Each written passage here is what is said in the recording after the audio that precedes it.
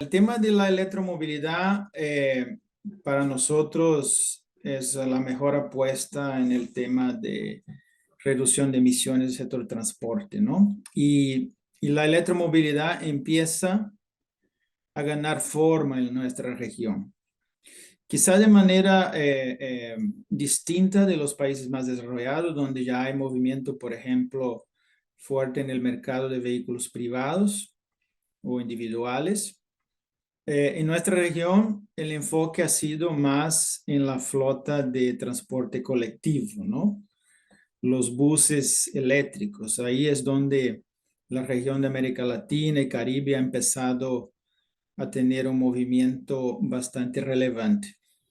En ese contexto tenemos buenos ejemplos de proyectos con flota de buses eléctricos, tanto con nuestro brazo privado, ¿no? Del BID, el BID Invest, como también de la ventanilla pública. Entonces, por ejemplo, recién financiamos una operación en Bogotá, Colombia, con el Transmilenio, donde financiamos sustitución de flotas. Hay también mucha inversión ahora mismo en Chile, tanto con inversión pública cuanto privada. Y hay también esfuerzos en ese sentido en países como Panamá, República Dominicana. Entonces, hay un movimiento importante en la electromovilidad en la región, como dice, mucho por el lado del transporte colectivo, lo que es bienvenido porque hay mucho trabajo por hacer en términos de reducción de emisiones en ese sector, ¿no? Eh, Otro aspecto importante que por los aspectos técnicos, ¿no? De la electromovilidad, es decir, la tecnología de los vehículos, las famosas baterías que siempre es un componente importante. Se está avanzando muy bien, o sea, el precio de las baterías viene cayendo, eso es una buena noticia. Y una tendencia, un cambio importante es cómo los países y los operadores van a financiar esta flota, ¿no? Porque aunque la tecnología viene bajando el precio, eh, aún es una inversión bastante relevante comparado a la flota tradicional, ¿no? Entonces,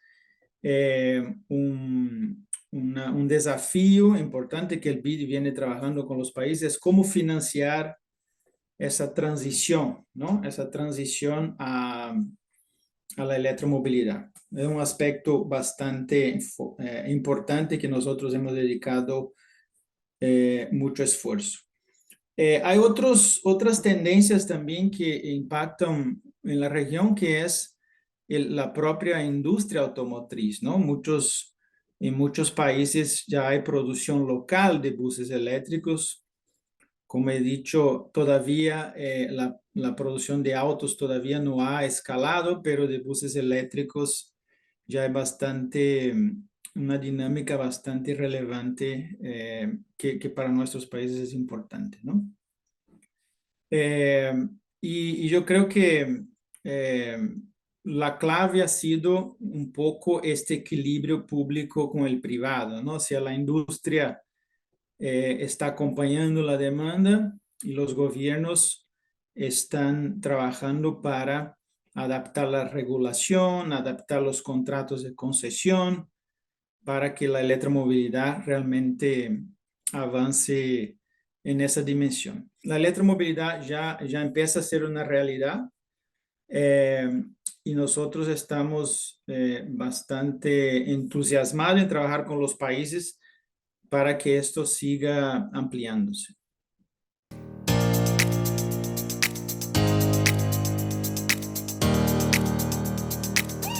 La descarbonización, o sea, es un tema amplio que requiere una visión estratégica.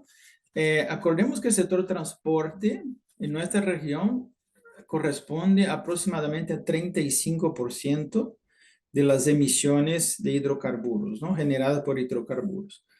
Esto en otros países desarrollados llega a 22, 25. O sea, tenemos una brecha importante para bajar aquí.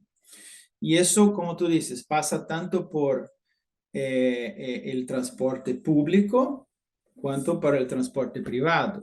Entonces, el cambio de flota, por ejemplo, es una estrategia que va a ser fundamental para la descarbonización. La flota privada, o sea, crear incentivos para que la flota privada haga este cambio a tecnologías más limpias, tanto obviamente el eléctrico sería una meta, pero cuando hablamos por ejemplo, transporte pesado, incluso hidrógeno pasa a ser una opción, ¿no? Para ferrocarriles o para camiones pesados.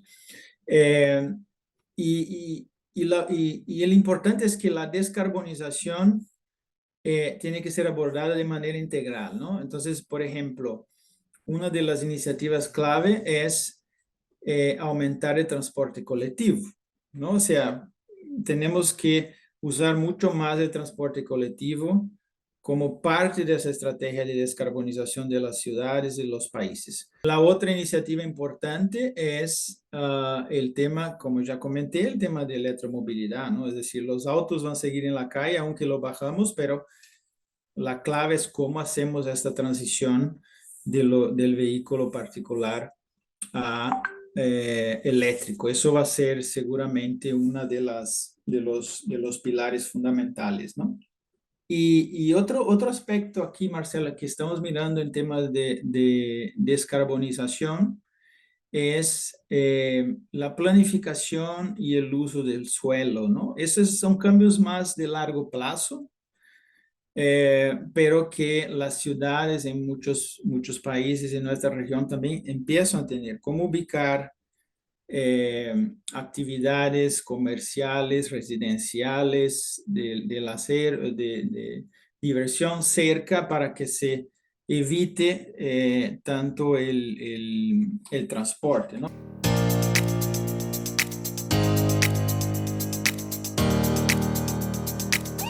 Nosotros en septiembre vamos a llamar a los ministros y viceministros de transporte en la región para una reunión en Washington para discutir exactamente este tema, ¿no? O sea, las estrategias de descarbonización del sector transporte.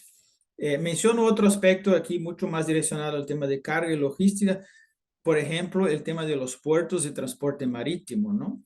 El uso de combustibles, biocombustibles y combustibles alternativos en transporte marítimo también ya es una estrategia que se empieza a evaluar, ¿no? Entonces, eh, todas esas dimensiones ya, yo diría, ya son realidad, algunas en mejor y mayor intensidad, eh, pero la clave es que los países están tomando eso como mucha prioridad, ¿no? La descarbonización del sector es una de las prioridades principales de todos los actores del sector y nosotros como Banco de Desarrollo obviamente estamos muy montados en eso.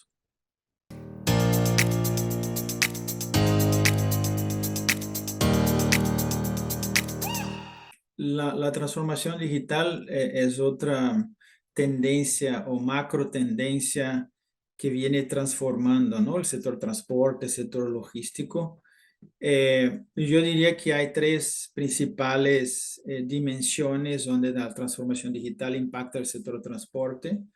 Una es la eficiencia, obviamente, ¿no? O sea, el mejor uso de los recursos, de los activos, de los vehículos, mejor gestión de los sistemas de transporte. Una segunda dimensión que es más el tema de seguridad, resiliencia, ¿no? La confiabilidad. Eso es un tema que ha sido muy presente durante la pandemia. Y el tercer punto, que es más estructural, es el propio cambio de los negocios, ¿no? Que se generan con la tecnología o la transformación digital. El ejemplo más claro es la uberización de los servicios de transporte. O sea, cuando surge Uber, resuelve un problema que está basado obviamente en la tecnología digital, de tener un aplicativo a la mano, resuelve un problema de movilidad importante, pero crea otros, ¿no? Hicimos varios estudios donde la gente se bajó del transporte público para usar el Uber.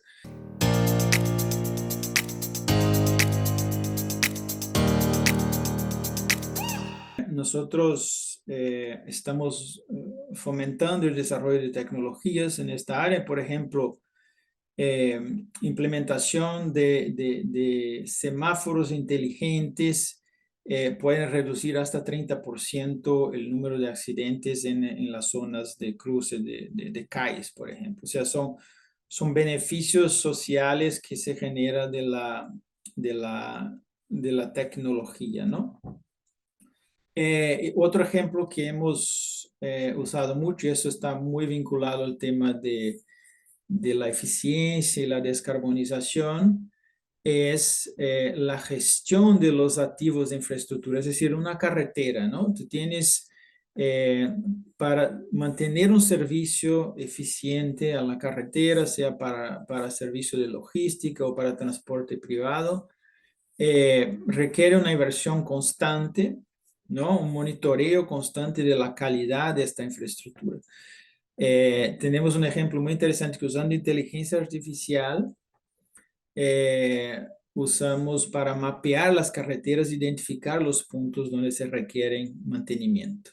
Esto ha reducido el costo de hacer este inventario en más de 90%, ¿no? Entonces, son transformaciones, en este caso, en la dimensión de eficiencia, que vienen como transformadoras, yo diría, ¿no? Y lo que me llama más atención, Marcela, es que a veces son muy baja inversión, ¿no? Desarrollar un aplicativo que usa aplicación de cámaras para mapear carreteras. Son inversiones pequeñas que tienen un gran impacto. Agrego aquí en el tema del sector logístico, el ejemplo de los puertos, ¿no? Que es el mejor ejemplo. Nosotros hemos visto ahí aplicaciones de comunidades portuarias, ¿no? Que son plataformas digitales que conectan todas las operaciones que pasan dentro de un puerto, ¿no? Hay toda la operación de carga y descarga, movimiento de contenedores, trámites de aduanas, o sea, un puerto es un sistema bastante complejo, ¿no? Tiene terminales de granos, terminales de carga general. Entonces, la implementación de plataformas digitales que conectan y sincronizan estas actividades ha sido fundamental. Eso puede reducir de 10-15% los costos operativos y los tiempos en los puertos. Y lo importante es que cuando pensamos en eficiencia, tenemos que pensar el siguiente, reducir, o sea, mejorar la eficiencia de un puerto requiere o implica que tú vas a necesitar menos inversión en el futuro, ¿no? Nosotros hablamos mucho en la región, bueno, tenemos que invertir más, hacer más infraestructura, hacer más puertos, más aeropuertos. La tecnología permite que de un mismo activo, de una misma infraestructura, lo hagas más. Entonces, eso a fin del día es un impacto bastante relevante para el sector, ¿no?